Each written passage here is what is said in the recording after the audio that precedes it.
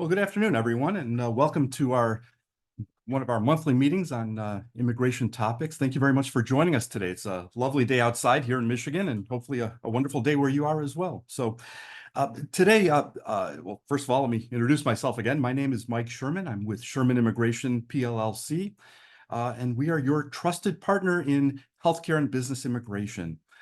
The session today is going to focus on employment-based green cards. And as you know, there are definitely many different types of green cards.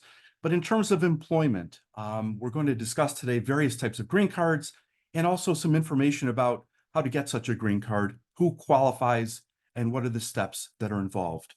Before I start, I'd like to thank some people who have been instrumental in helping with these monthly meetings. First is my legal assistant, Carolyn Taylor, who has done a phenomenal job helping with all of these, helping to put together the slides and also helping me organize the information that we present to you. Next, I'd like to thank Jeff Bumbales and also my son, Eric Sherman, for all of their technical help for all of these meetings that we've had. So let's get started. But before I move on to the first slide, I'd like to say one thing. For those people who are part of residency programs, fellowship programs, a question that normally comes up actually very frequently is whether fellows and residents can obtain an employment-based green card. Years and years ago, when I was a very young lawyer, and we're talking like the early 90s, it actually was possible in certain circumstances for residents and fellows to obtain an employment-based green card. Now, that was true even though residency and fellowship positions by their very nature are in fact temporary positions, temporary jobs, not permanent. Some years ago, however, the U.S. Department of Labor came out with an administrative decision saying that because those positions are only temporary in nature, they actually really do not qualify for an employment-based green card. And because of that, the process of obtaining green cards for residents and fellows had to stop at that point. So for residents and fellows and other people in temporary positions, the way to get an employment-based green card is to have it sponsored by the first employer. That is, the employer after their training has been completed. And that employer can actually start the process within the 4 to 5 month period prior to when the person graduates. So the first step, which is called PERM, as we'll discuss in just a minute, can't actually be filed until they complete their training, but the background steps that are involved in the first step of the PERM process can definitely be started if the employer is willing to start them at that time. So without further ado, let's get started on employment-based green cards. So here's just a brief overview. As you know, the U.S. immigration laws allow people to obtain a green card, or what is officially known as U.S. permanent resident status. Now, that's really a mouthful, and so that's why it's called green card instead. And actually, many years ago, like in the 50s or so, the green card was actually green for a period of time. Since then, it's changed to many different colors. It was pink, it was multicolor. They change it from time to time as a security precaution. Prior to when it was green, it was actually nothing more than like an index card sized little document that had someone's photo literally stapled onto it. So obviously not very secure. And it was typed with a typewriter. So again, obviously not secure. These days, the actual green card is about the size of a credit card. It's a small plastic card with all kinds of security features, micro printing, and of course, a picture of the person on it. One side note, for many years, a person could get a green card as, let's say, a 3-year-old. And at the age of 83, they were still carrying that same green card bearing the same photo of when they were 3 years old. So starting in the 90s, the Immigration Service decided that maybe it would be a good idea to get an updated photo every 10 years. And so since that time, they do require people with a green card, even though the green card is permanent, to apply for a new green card every 10 years, solely for the purpose of collecting an updated photo. So it's not that the basis of the green card is reviewed every 10 years. It's simply an administrative procedure that has to be followed so that your green card has a more current picture and not one when you were 1 or 2 or 3 years old. So within the EB or employment-based green card process, there are different categories or levels. And you see that right in front of you on this slide, EB1, EB2, EB3, and there are some others too, such as EB4, EB5, that are really beyond the scope of what we'll be discussing today. But just in brief, EB1, or employment-based first category. This is for people with extraordinary ability in the sciences, arts, education, or business, or athletics. Also for outstanding professors and researchers, or certain multinationals, national managers, or executives. Now, the people in this category, it's interesting because based on either their outstanding or extraordinary ability in their fields of endeavor, or based on the fact that they're a multinational executive or manager, such as, let's say, hypothetically, Ford Motor Company in the US transferring a Ford executive from Canada or from England or wherever to the US. These folks all get to skip the PERM process, and that's something that we'll be discussing in a minute. And it is a huge benefit to be able to bypass the PERM process and go directly to the next step of the green card process. Now, EB2, which is the next level, is for people who are members of the professions, holding an advanced degree, or who have exceptional ability. And this also includes requests for national interest waivers. So I'd like to spend a couple of minutes talking about the EB2 category, because this is the category that is most often used for people who have at least a master's degree and are holding a job that requires at least a master's degree. So in determining whether a job is EB1 or EB2 or even EB3, there are various factors that are looked at, but to be EB2, the job must require at least a master's degree. Now, this can be a foreign master's degree or a U.S. master's degree. And of course, physicians with their U.S. or foreign degrees definitely qualify in this category. And there are some circumstances whereby a person with a bachelor's degree may actually qualify for EB2 as long as they have 5 years of professional work experience in their job and the job requires it. EB3, or skilled workers, professionals, and others, this category is used for people who have a job that requires a minimum of 2 years of education and or work experience. So one level below professionals. So again, physicians, attorneys, CPAs, and others would use the EB2 category. Others, such as certain computer professionals, would use EB3. Now, traditionally, being in the EB2 category as opposed to the EB3 category would be helpful when there's a backlog in your category, because there's usually was a lesser backlog in the EB2 than the EB3. However, from time to time, that really gets flipped. And so honestly, there's not always a benefit to being EB2 versus EB3. And EB1 usually does have the smallest backlog. But again, because it requires showing extraordinary ability and a very, very high level of achievement, it is difficult to get an EB1 green card unless the person truly qualifies and truly is extraordinary or exceptional. And in terms of the backlog, this slide is something that I wanted to show you to explain the backlog that you may have heard about, especially if you're born in India, or perhaps your spouse was born in India, or if you have employees who were born in India. So what you can see in front of you is something that we extracted from what's known as the Visa Bulletin. And this is a publication of the U.S. Department of State. It comes out every month, usually 2 weeks prior to the start of the upcoming month. The purpose of the Visa Bulletin is to let everybody know what the backlogs look like in the various immigration categories. And these backlogs are critically important because it's not possible to file or to obtain approval of the final step in the employment-based green card process until either there is no backlog in your category or until your place in that backlog becomes current. So let's use a few examples. If you look at the EB1 line, employment-based first, and you go to the column for all chargeability areas except those otherwise listed, you see the letter C. So what that means is current, which means that anybody in that category who gets to the final step in the green card process can go ahead with it. And in fact, in certain circumstances, can even file that along with the first step and file it just as one package. In contrast to that, if we go down to, let's say, the EB2, or employment-based second category, and then go over to the column that says India, you'll see the date May 15th, 12, or May 15th, 2012.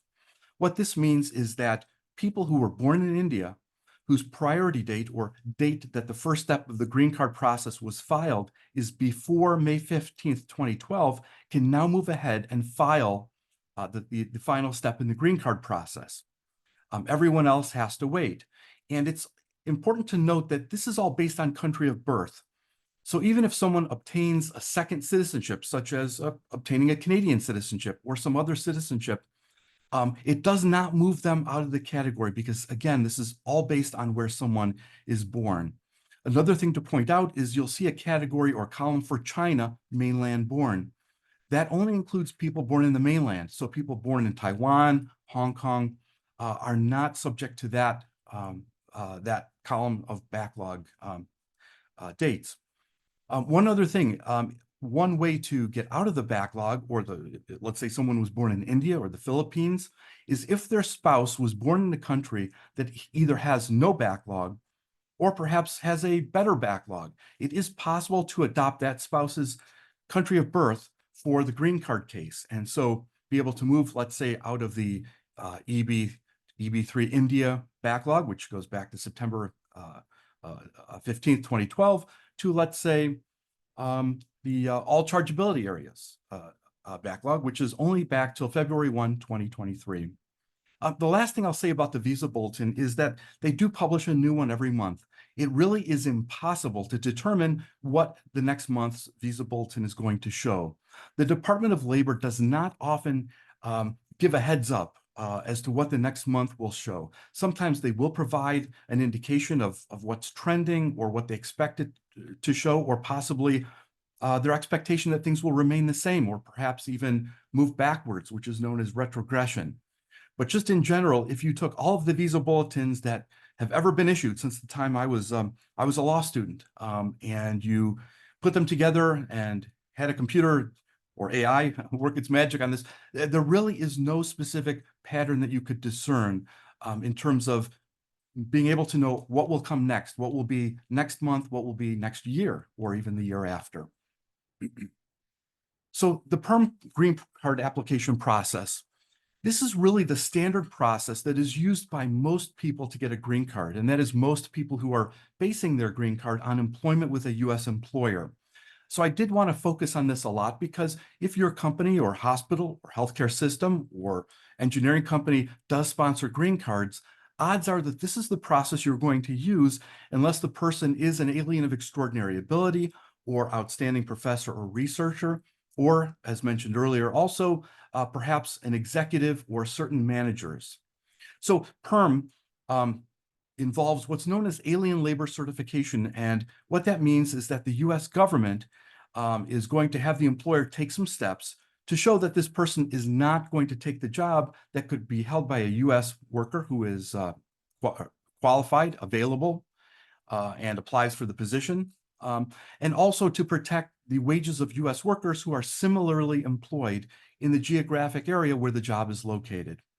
So to start with PERM, P-E-R-M, it's something like Program Electronic Record Management. It means nothing other than labor certification or alien labor certification.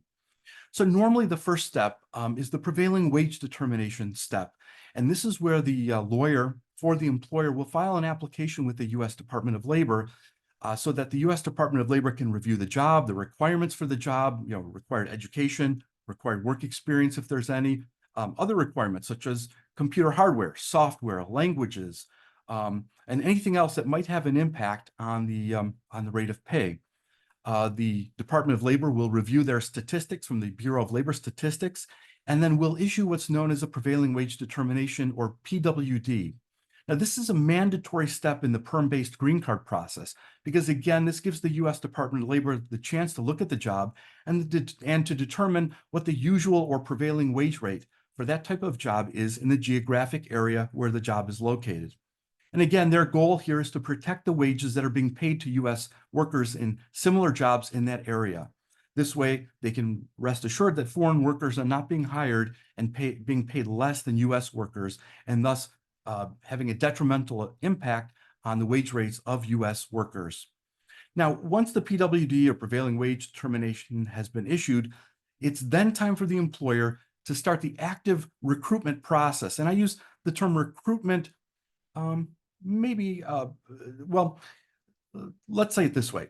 It's recruitment. It's what you would normally do to search for a U.S. worker, although the steps are very carefully orchestrated, the mandatory steps by the U.S. Department of Labor. So it's not exactly as if you're recruiting for a regular worker, because there are some steps that are required that you normally would not do as part of your efforts to do recruitment. And again, U.S. Department of Labor is focusing on protecting U.S. workers and making sure that foreign workers are not hired for positions, that there is at least one qualified, interested, and available U.S. worker who could hold the position. So the advertising is prescribed by the U.S. Department of Labor. There are certain ads that are required. You know, the good news is that advertising since 2005, when the process changed, is really mostly local advertising. Prior to 2005, the advertising for physician positions, and actually for all others, was usually nationwide in scope. For instance, for physician positions, the employer had to advertise in either the New England Journal of Medicine or JAMA, the Journal of the American Medical Association, which, as you can imagine, has nationwide and actually worldwide distribution. Starting in 2005, among other changes, the focus became more on advertising locally in general circulation newspapers. So whereas in the past, prior to 2005, we had to advertise in the publications that had a nationwide reach, thus resulting often in many resumes being submitted, the current process is instead advertising more locally. So for instance, here in the Detroit area, it's generally advertising a couple times with the Detroit Free Press or the Detroit News. Or for instance, a job in Toledo would advertise with the local Toledo newspaper. Now, as you can imagine, this definitely cuts down on the number of applications or resumes that are received, because for physicians and others, as you can imagine, they usually do not look in these newspapers for look at the want ads and for jobs. There are other steps that an employer must follow, such as posting on their website or taking some other steps. Again, all geared towards testing the labor market, making a good faith effort to determine and then demonstrate to the U.S. Department of Labor that there actually is no or are no U.S. workers who are qualified, interested, and available for the job. Now, once the PERM application is filed, and that would be at the end of the recruitment process, the U.S. Department of Labor currently is taking about, I'd say 13, 14 months to process PERM applications. It used to be 6 months, and it's expanded enormously, as you can see. Of course, we're all hoping that that process gets back down to 6-month processing time, but nobody knows what the future holds. So that is pending with the U.S. Department of Labor. Once it's approved, we can then move on to the filing of an I-140 or immigrant petition. The I-140 is an application or petition that's filed with the Immigration Service along with the certified or approved PERM application, and then some other evidence, including the evidence of the person's credentials and also evidence that the employer has the financial ability to pay the person the offered wage rate. Now, the I-140 approval is really key and it's very important, but it is by itself not approval of the green card. And I wanted to mention that because for people who are in human resources or program managers in residency programs or human resources in engineering companies or manufacturing companies, sometimes an applicant will come to you or will email you asking about a possible position, and they may say something like, by the way, I have an I-140 green card approval. I've been seeing this more and more over the last 5-6 years. And the issue with it is that it's not really a green card. What they're trying to tell you is that they have an I-140 approval and that it is part of the green card process, but they're just being a little, I guess, not careful enough with what they're saying because it's not a green card. And so sometimes I'll receive an email saying, this applicant says that they have an I-140 green card, so that means they're good to go, right? They don't need an H-1B visa or a J-1 visa. They can just start immediately because they have a green card.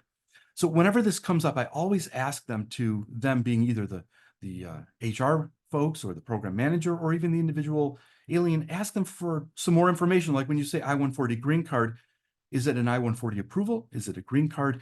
And 99.9% of the time, it comes out that it is an I-140 approval and that's it. And the I-140 approval is great because it's very helpful, but it is not a green card and it does not on its own allow for employment. And that's really the key when you're considering someone for a position in your residency program or as part of your IT staff or for some other position. Now, number 4 on this slide is filing for adjustment of status, which is also known as Form I-485. And that is the last step in the employment-based green card process. It's actually the filing of the 485 along with supporting documents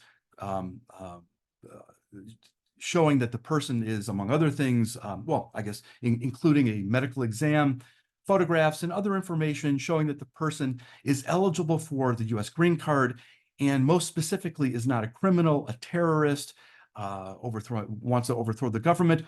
So in other words, not a national security risk, and a person who is what they call a person of good moral character and would not be a threat to the U.S. government or to the government's relations with other countries, and et cetera. So, but that filing for the adjustment of status or I-485, that is the step that cannot happen until a person's priority date is current on that chart that we showed you just a couple minutes ago on the chart with the various columns and the countries and the various categories. So when I say priority date, just as a quick note, what I mean is each person receives a priority date.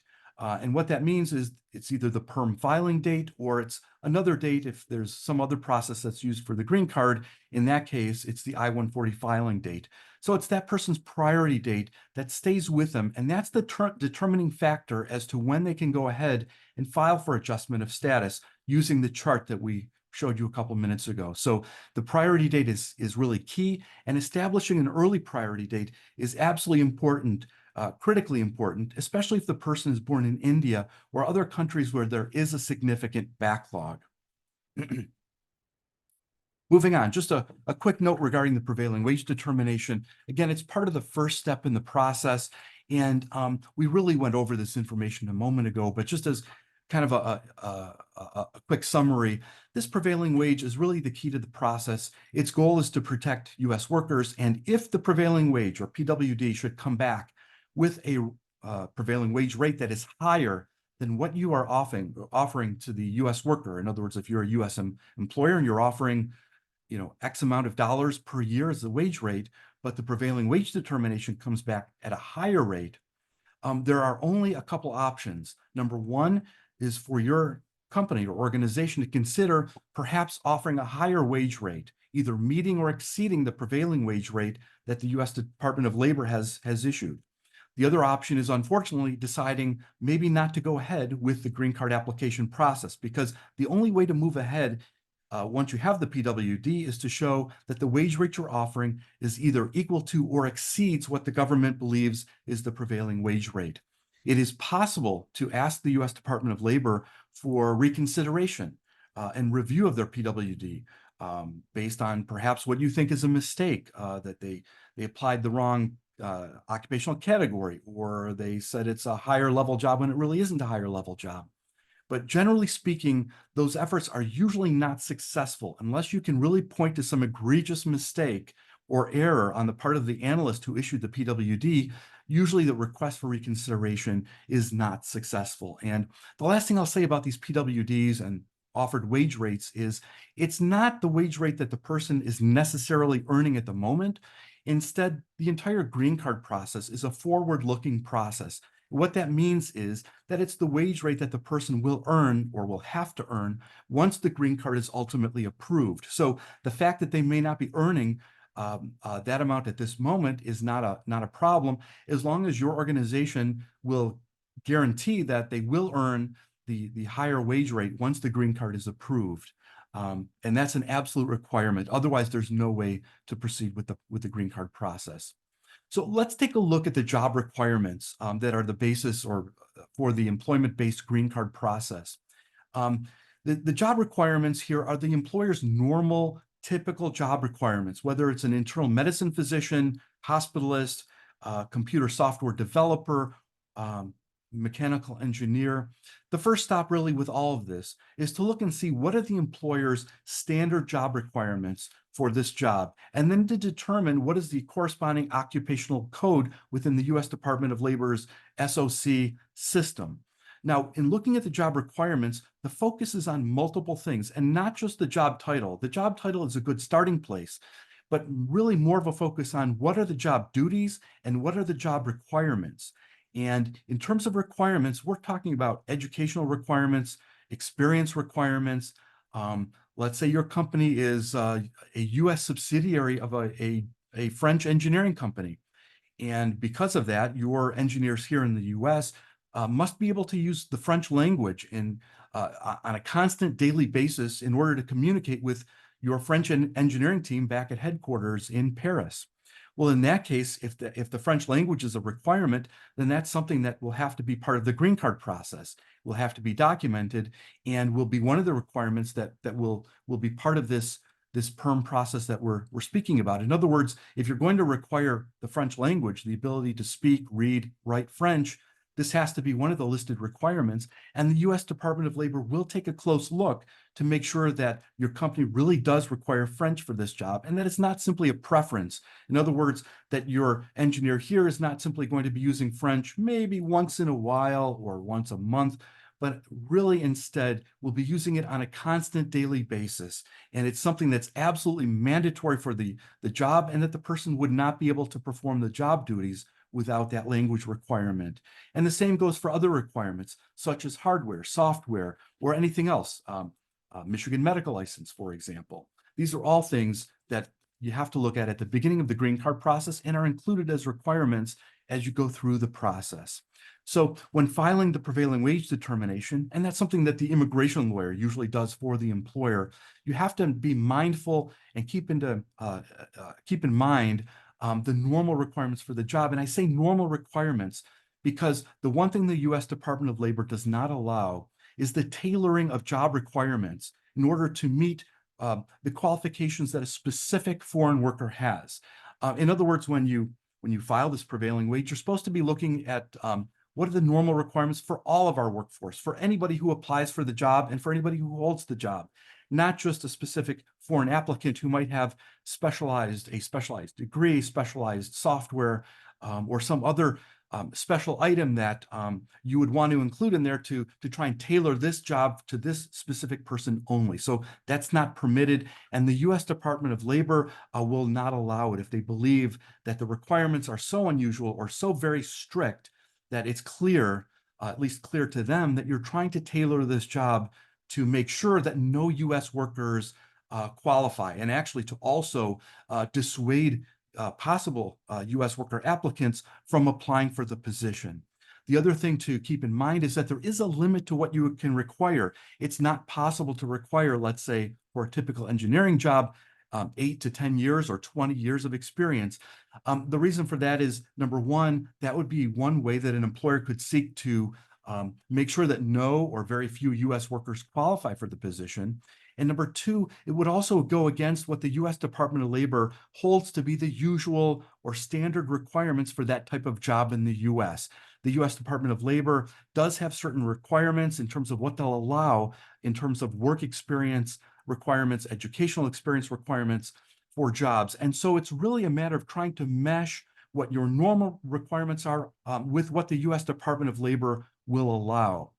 So at the end of the day, as it says at the end of this slide, prevailing wage, as we've discussed, we do that. And then with the advertising that we also discussed, which is both are mandatory parts of the process, the key is to show that either nobody applies for the position, or that anyone who does apply does not meet the minimum requirements for the job and hence is not at least minimally qualified for the job. This is the only way to move ahead with the green card process. Now, the term minimally qualified is really important to take note of. It's a term of art. And what does it mean? Well, what it means is that an applicant or applicants meet at least the minimum requirements. It's what the US Department of Labor is looking for. So what they're saying is, if someone appears to you, the employer, to be minimally qualified, you must consider them for the job, and you must reach out to them if you believe an interview is necessary, unless you can disqualify them on some other basis, but you need to determine whether they are actually qualified. Now, the fact that they may not be a superstar, they may not have all kinds of extra qualifications is not what the U.S. Department of Labor is looking for. What they're looking for is this person minimally qualified to perform the job? If so, then the green card process cannot continue unless you can prove either that the person has decided that even though they submitted a resume, they're really not interested in the job, or that for some other lawful reason, you have decided not to offer the person a job, such as, for instance, let's just say an unstable work history, like they've had 10 jobs in the last 2 years, and your normal human resources policy is that if people switch jobs that frequently, you just will not consider them for employment. But other than that, if someone is at least minimally qualified, you would have to consider them for employment. You wouldn't simply be able to write them off because they're not optimally qualified. In other words, it's not someone who has all kinds of extra things that you would want to see or that you would like to see in terms of their requirements. PERM advertising, as we discussed, it's often similar to the advertising that you may normally do, but yet it's different in many ways. The Department of Labor is very careful and very strict in terms of the requirements about what has to be in the ads and where they're placed, when they're placed, and what format they take. Just in a nutshell, for newspaper ads, let's say, they have to be in the Sunday edition of the largest general circulation newspaper in the area where the job is located. So it's not critically important to remember that at this point, but when you are doing PERM, it is important to know that that's the requirement. It can't be in a small newspaper that is distributed within a 3-block area of the small town that is next to where the job is located. That actually is possible for one of the other steps, but for the primary ads, they have to be in the largest Sunday edition of the general circulation newspaper in your area. Now, that's not to say that they have to have all kinds of pictures and bold print and emojis and all kinds of stuff. What we're talking about here is just plain, ordinary advertising in the help wanted or employment section of the local general circulation newspaper. The reason that it has to be Sunday is because the Department of Labor has determined that that's usually the day that most people are looking for jobs. And also Sunday editions tend to have the largest circulation of any newspaper edition during the week. So again, it's not like you can start the green card process and say, okay, I'll just do some advertising and I'll do this and do that, and then we'll move ahead. Instead, there are specific requirements. If any of the requirements is not met, or any missteps are made, the process has to really be started over again. It's sometimes not possible to continue, or it is possible if you can correct it. If the ad is wrong, if something is missing from the ad, redoing the ad is an absolute necessity. So as we said a minute ago, then you wait to see who responds, if anybody does respond. The best case scenario is that nobody responds to the advertisements. And so you have conducted a good faith effort to recruit U.S. workers to see if they're out there and available and qualify for the job. But if nobody qualifies, that's terrific, because then it's very easy to demonstrate to the U.S. Department of Labor that there is actually no worker out there who is a U.S. worker who is willing and qualified for the position. Now, if people do respond and do submit applications or resumes, you are then required to look at them and actually look at them within the first 14 days after receipt to determine whether the applicants are, at least, again, as we mentioned a minute ago, minimally qualified. If they're not, they have the wrong degree, insufficient experience, or something else that clearly shows that their qualifications are deficient in some substantive and clearly visible way, you're not required to interview them, and you can go ahead and disqualify them based on this lawful job-related reasons, such as insufficient experience. If it appears that they are qualified or even possibly qualified, you then have to take another step, which is to reach out to them and give them the opportunity to interview for the position. Now, sometimes they'll reach back to you and say, look, I applied for 1 million jobs and I'm no longer interested, or I just got a job yesterday, so I'm no longer interested. Well, that's terrific, because now they're telling you that they're no longer interested in the job and you can disqualify them.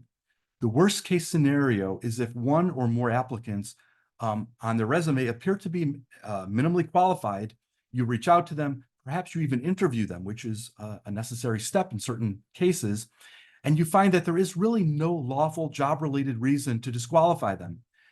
Then what do you do? And this is a question I get frequently. Well, the good news is that you don't have to terminate the employment of the foreign worker that you have who is currently in the job. Instead, what it means is that the green card process has to stop. It just cannot proceed on past this step. Now, an employer can decide perhaps to start the process all over again at a future date and try again to see if at that point there's a better result in terms of this labor market test. But one of the biggest fears that I get and calls that I get is whether the foreign worker would have to be terminated from employment. And thankfully, that's not the case. So up to the employer to decide at that point whether to do the green card process again at some point in the future, or whether to decide that, this labor market test didn't go so well. And it's very likely that a future test with new ads and new efforts is probably going to show the same thing. The employer is not required to do the green card process. It's not an obligation. It's something that you would take on willingly and voluntarily to help this foreign worker whose work you value. And so the decision of whether to do it at all, and then also whether to do it again if the PERM process turns up a qualified worker, is totally within the purview of the employer. So that's really the information about the PERM green card process, or the green card process based on the PERM process. I'd like to switch gears here and talk about some other types of employment-based green cards that do not require all of this extensive advertising and U.S. Department of Labor testing and all of this. So let's go on to the next slide. So there are multiple exceptions, and let's talk about what this slide talks about, which is something called Schedule A. So Schedule A is particularly important for what's known as Group 1, which is physical therapists and professional nurses. Professional nurses means registered nurses and not other types of nurses like LPNs or licensed practical nurses. So it's just for registered nurses. Now, for both of these categories, and also Group 2, which you'll see below, the U.S. Department of Labor many, many years ago, decades ago actually, determined that there is a chronic shortage of such workers in the U.S. to the extent that it would be unreasonable and unnecessary to require U.S. workers to do a test of the labor market, to go through PERM and all the advertising and everything else when they seek to hire physical therapists, professional nurses, and others on a permanent basis. So instead, they get to skip all of the advertising, the PERM step, and go right to the I-140 step of the green card process. Now, there are some requirements, such as a posting of a notice requirement and the usual requirements in terms of showing that the person meets the requirements for the job, such as, let's say, holds a state physical therapist license, has the required degree, has the required experience if there is any required experience. And then instead of dealing with the U.S. Department of Labor, everything is simply filed with the U.S. Immigration Service, which is known as USCIS. It is huge to be able to skip the PERM process, because not just the steps that I mentioned, but also that long processing time where the U.S. Department of Labor currently is taking 13 or more months, 14 months, 15 months to process those PERM applications after all the PERM steps have been completed. So it's nice to be able to get basically right to the second step, or right to the I-140 step, being able to skip all the advertising and everything else. Now, the next slide also shows some other exceptions to the PERM process, and it's the PERM advertising and the entire PERM filing process, that whole extensive process. And these are some of the categories that we talked about before. So EB1, such as extraordinary ability, outstanding professor or researcher, multinational executive, manager or executive, and then the EB2 categories of national interest waiver or physician national interest waiver. So I'd like to spend a couple of minutes talking about each one, just to give you an idea. So EB1, extraordinary ability, which we've spoken about in a prior session, that's for aliens or foreign people who have reached a very high level of endeavor in their field. They have written articles, won awards, and have other evidence that they have really reached the top of their profession. People who meet those requirements can file an application with the U.S. Immigration Service, specifically an I-140. They get to skip PERM and instead leave it to the USCIS to determine whether they really have reached such a high level of achievement in their field that they qualify and should be granted a green card in the EB1 extraordinary ability category. Now, one key thing to note about this category and some of the others I'll mention that are also on this slide is they do not require a U.S. employer or a U.S. job. So as you can imagine, it's quite a boon, quite a good thing for someone who is a very high level, let's say a researcher or uh, uh, someone who is doing all kinds of interesting and important work in the field of medicine or engineering, that they can go ahead and get a green card based on their own self-petition without having to show that there is a U.S. employer that wants to hire them. So this is true for the EB-1 extraordinary ability. It's also true for the EB-2 national interest waiver positions or categories. Now, moving on to EB-1 outstanding professor or researcher. That does require sponsorship by a U.S. employer. And there are specific requirements in terms of the type of job. But in general, this is someone who has been offered a position as a researcher or professor and has a wonderful track record of past research, publishing articles, winning awards, and others. Again, the goal here is for them to be able to skip the PERM process because of the outstanding nature of their work, so that it would be silly to make them go through the PERM process, because their credentials are so unique and so outstanding that there really is no U.S. worker who would apply for the job who has the same credentials or has the same accomplishments in their field. Now, EB-1, multinational manager executive, that is something that would be sponsored by a U.S. employer. It's a situation where you're trying to transfer a manager or executive from a foreign subsidiary or foreign affiliate or foreign parent corporation to your U.S. corporation. Now, this would require that the person has been employed as a manager or executive for at least 1 year in the last 3 years by your foreign related company. Then you can file the green card for them. You can also, as a side note, get them an L1A, which is a temporary work visa that they can hold in the meantime, because the green card process is a multi-year process. Now, the EB-2 national interest waiver and then physician national interest waiver are also very important. The national interest waiver is used for people who, again, have achieved a very, very high level in their profession, in their field, in their research, and are seeking a position or seeking a green card, actually, in the U.S. without a requirement that they show that they have a U.S. Job offer. Generally, it's said that the requirements for EB-2 national interest waiver, although very similar to the EB-1 extraordinary ability, are just a little bit less because it is a lower category. But this is all discretionary, and filing both categories or filing either category for a specific person, there is no guarantee that either or both would be approved. Again, it's a matter of showing to the USCIS's satisfaction that the person really is at a very, very high level in their field. Now, with EB-2 physician national interest waiver, despite the fact that that sounds very similar to the national interest waiver category that just discussed a second ago, it is very, very different. It actually does require a U.S. job offer unless the physician is going to go ahead and set up their own medical practice, which we really don't see much of these days. But the physician national interest waiver, or PNIW type green card, is for a physician who will be agreeing to work in a shortage area for a period of at least 5 years. And by shortage area, what we mean is a health professional shortage area, or HPSA area, or even a medically underserved area, MUA, or medically underserved population, or MUP. So these can be rural areas or even urban areas where the U.S. Department of Health and Human Services has determined that there is a significant need for more physicians in that specific area. It's open to primary care physicians. It's also open to specialists.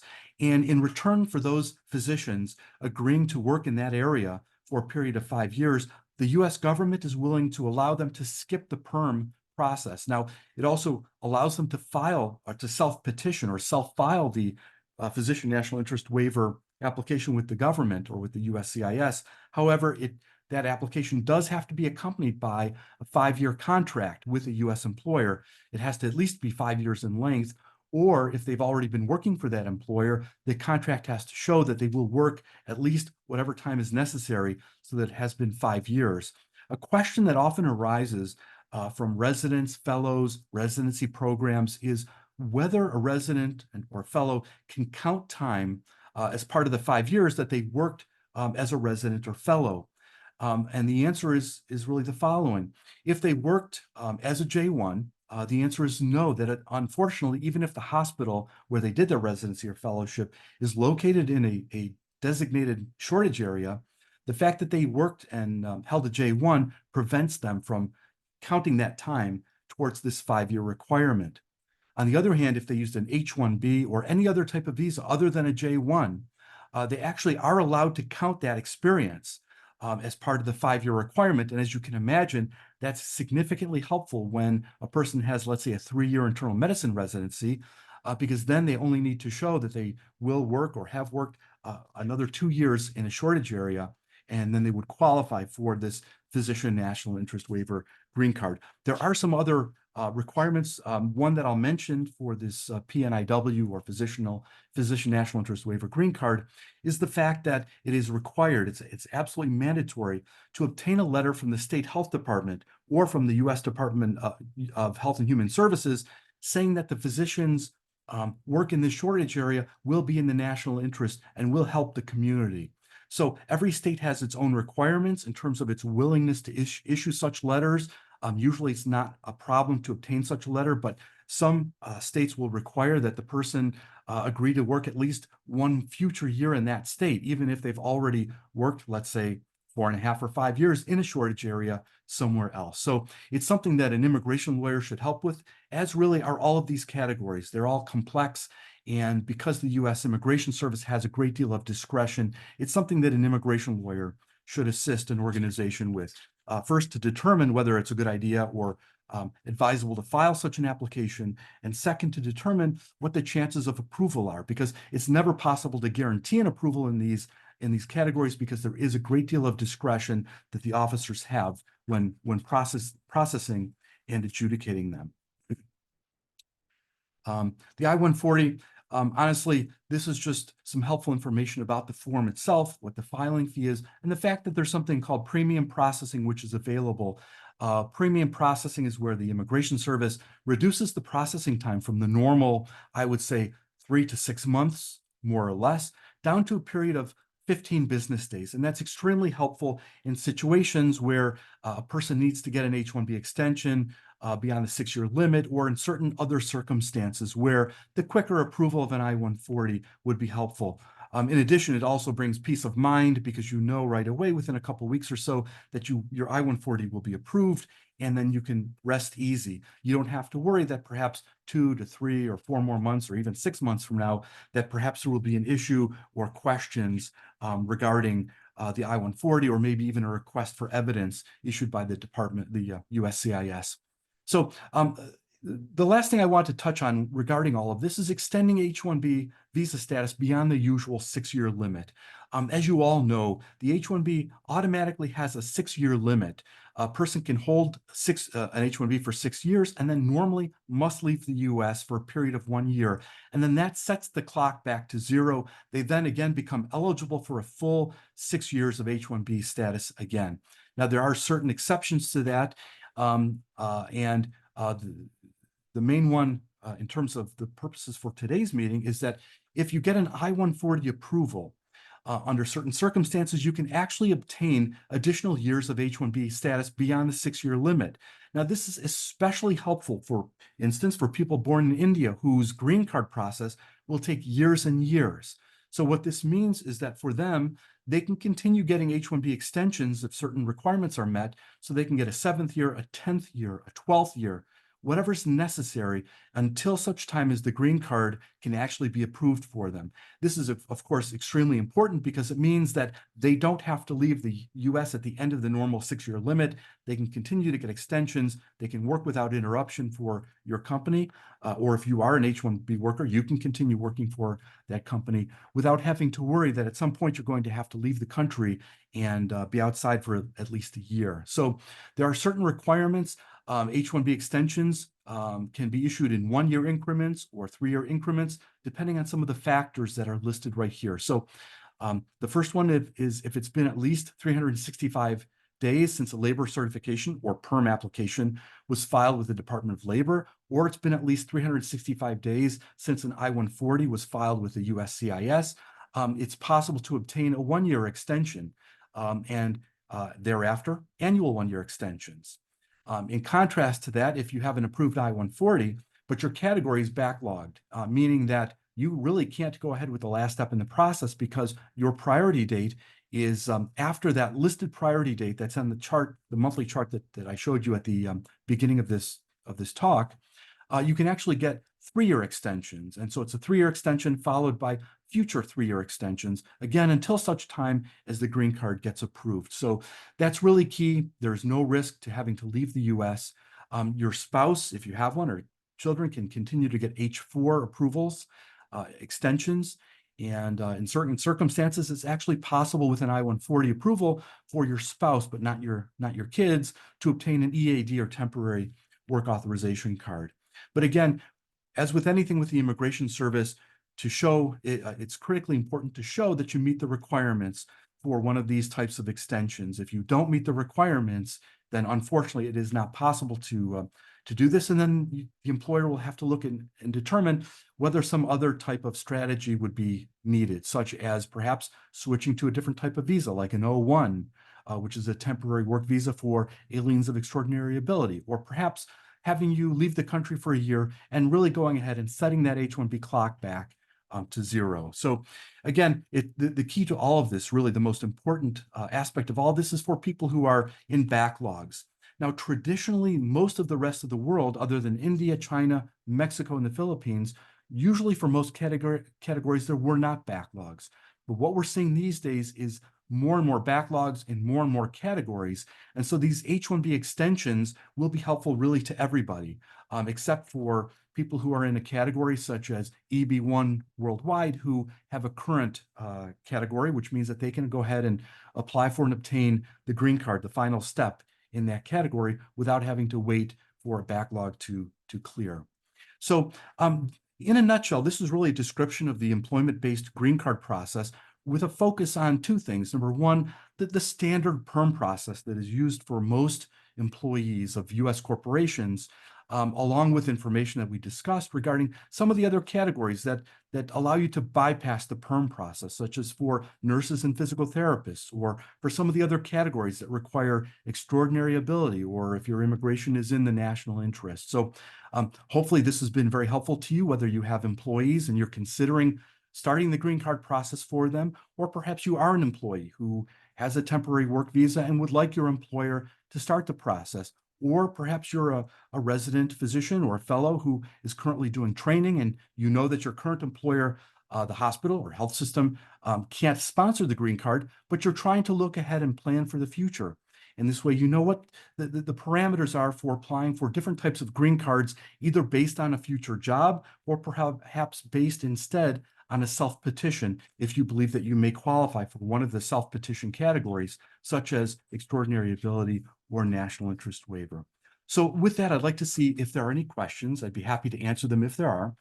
And if not, I'd like to, first of all, thank you all very much for joining us again today. I appreciate that you're spending your lunchtime with us, and hopefully this has been helpful. As always, if you have any questions about what was discussed today or about any other matters involving visas, whether they're employment-based or family-based or any other type of visa or green card or even U.S. citizenship, please contact me at any time. I'd be happy to hear from you, either by email or telephone. And before I talk about the next session, just a very quick note. One question I also get is, what is the difference between U.S. citizenship and a green card? That's something I probably should have mentioned at the outset, but I figure I would save it for the end. It's a very, very important difference. And actually, there are multiple differences. So as with U.S. citizenship, I mean, that's the ultimate thing a person can have. You get to carry a U.S. passport. You can vote in U.S. elections. You can leave the U.S. For any amount of time, whether it's a year, 20 years, 30 years, come back to the U.S., no problem.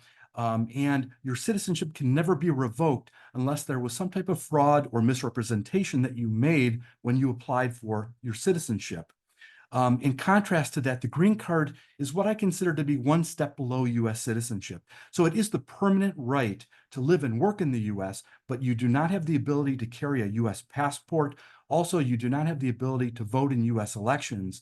And the last thing is, should someone who has a green card card commit certain crimes or do other things, it is possible for the U.S. government to start proceedings to revoke the green card and then to remove or deport the person from the U.S. In contrast to that, as a U.S. citizen, it's not possible for the government to deport or remove such a person. They may have to pay a penalty, but a criminal penalty, but they cannot be removed or deported from the U.S. So hopefully that's helpful, because I know a lot of people sometimes use citizenship and the green card interchangeably, or they use the term green card or permanent resident. They're not quite sure what it means. They know that it's a little different than U.S. citizenship, but now you have the answer. So looking ahead, our session on June 20th, 24 will be here in about a month.